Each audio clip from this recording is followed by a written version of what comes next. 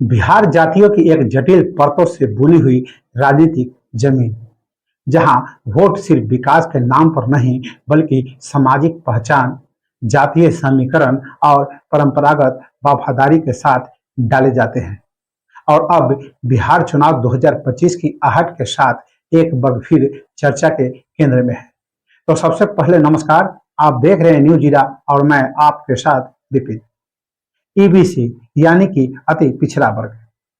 बिहार में ईबीसी एक ऐसा सामाजिक समूह जिसमें सबसे कमजोर, सबसे वंचित और सबसे उपेक्षित जातियां आती है। अगर हम आंकड़ों की बात माने तो बिहार में 112 जातियों को ईबीसी की श्रेणी में रखा गया है। लेकिन क्या आप जानते हैं, इसमें से 100 जातियों की आबादी राज्य में 1% से भी कम है। ये जातियां न केवल आर्थिक रूप से पिछड़ी है बल्कि सामाजिक और शैक्षणिक रूप से भी काफी पीछे है।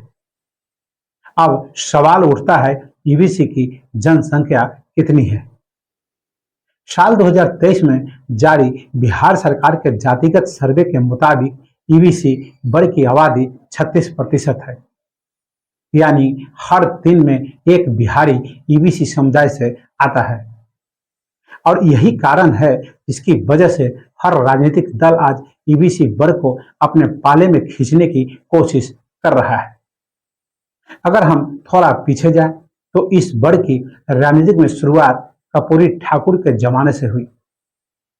कर्पूरी ठाकुर बिहार के पहले ऐसे मुख्यमंत्री थे जो खुद भी अति पिछड़े वर्ग से आते थे।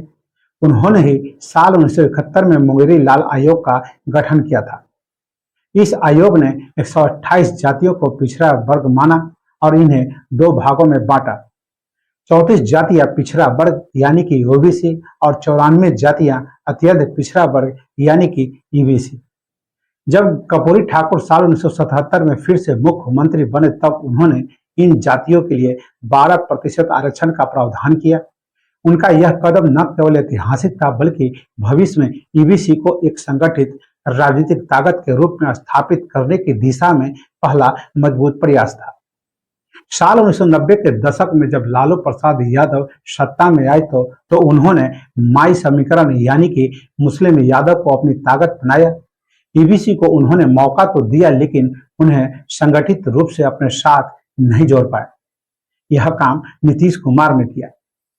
नीतीश कुमार ने ईबीसी को न केवल पहचान दी बल्कि कल्याणकारी योजनाओं का सीधा लाभ भी पहुंचाया। उन्होंने ईबीसी के लिए छात्रवृत्ति योजनाएं शुरू की, छात्रावास बनाए, कौशल विकास मिशन से जोड़ा, सिविल सेवा परीक्षा में कोचिंग प्रोत्साहन स्कीम दी और ईबीसी लड़कियों को विशेष स्कॉलरशिप की शुरुआत की। इतना ही नहीं, उन्होंने 94 जातियों की सूची को बढ़ाकर 112 जातियों तक पहुंचा दिया। ईबीसी आज भी नीतीश कुमार को अपना सबसे बड़ा हितैषी मानता है। इसलिए कहा जाता है ईबीसी एनडीए का साइलेंट वोटर बेस है। अब अगर हम चुनावी गणित की बात करें तो यह वर्ग अकेले किसी भी पार्टी की सत्ता की चाबी बन सकता है। 243 सीटों वाली बिहार विधानसभा में बहुमत के लिए 122 सीटें चाहिए होती है और अगर किसी दल को ईबीसी के 60 से 70% वोट मिल जाए तो वो सत्ता के बेहद करीब पहुंच सकता है। राजनीतिक दलों के लिए ईबीसी वर्ग इसलिए भी आकर्षक है क्योंकि ये जातियां बहुत ही जमीन से जुड़ी है। राजनीतिक जागरूकता में अब तेजी आई है। वोटिंग प्रतिशत में ये समुदाय हमेशा सक्रिय रहते हैं और इनका झुकाव उम्मीदवार के बजाय योजनाओं की ओर अधिक होता है। साल 2025 के चुनाव में मुकाबला है 2 बड़े गठबंधनों के बीच। पहला एनडीए जिसमें भाजपा, जनता दल यू, लोजपा, रामविलास, हम और आरएलएसपी। महागठबंधन में राजद, कांग्रेस, वाम दल, इसके अलावा जनसुराज के प्रशांत किशोर, एआईएमआईएम के असमुद्दीन ओवैसी भी ईबीसी बहुल इलाकों में अपने उम्मीदवार उतार सकते हैं। अब सवाल यह है, ईबीसी का वोट किसके पाले में जाएगा? नीतीश कुमार अब एनडीए के साथ हैं। राजद भी अब ईबीसी को साधने की पूरी कोशिश कर रहा है।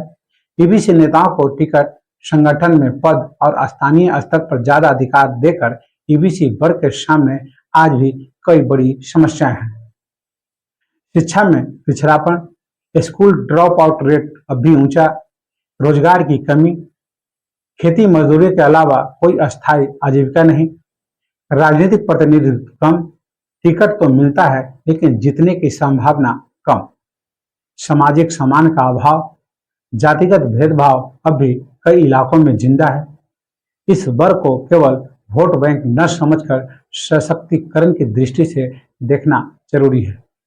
साल 2025 का चुनाव सिर्फ गठबंधनों का नहीं, ईबीसी वर्ग के लिए राजनीतिक दृष्टिकोण का भी इम्तिहान है। क्या यह वर्ग इस बार अपने मुद्दों को लेकर वोट करेगा या फिर पुराने वादों, जातीय समीकरणों और चेहरे के आधार पर? एक बात तो तय है, ईबीसी अब खामोश नहीं है, निर्णायक बन चुका है।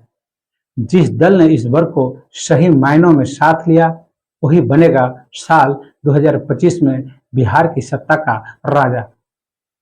बिहार के राजनीतिक ने हमेशा सामाजिक न्याय की मिसाल पेश की है।